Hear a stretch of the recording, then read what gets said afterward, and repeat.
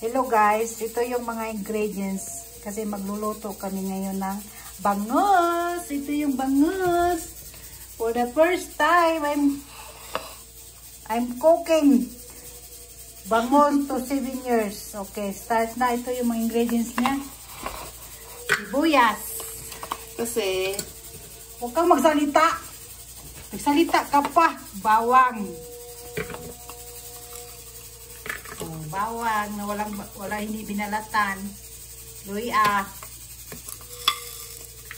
sili, mahabang sili at sal. Yan. Tapos ikot-ikot,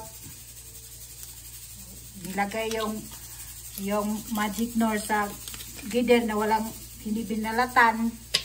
Yan. Tapos hugasan yung bangos, ilagay sa gider. Kayo nang bahala guys ha, magkaintindi. Kasi dalawa talaga kami nagluluto dito. Tingnan yung kamay niya at tingnan nyo rin ang kamay ko iba. mas makinis yung kamay ko.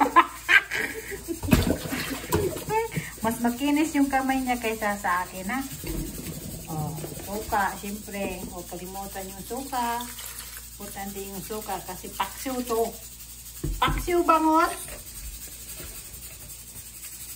Yan. Tapos, lagyan ng oil, asin. Yan. Okay. Diba? Asin.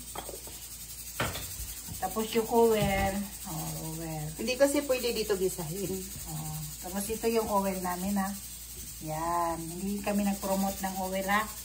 Ito lang yun talaga yung ingredients. Hindi kami nagpo-promote. Nagbablog lang kami. Tapos, sunod, tubig. Ay, lalagay. Kunti lang.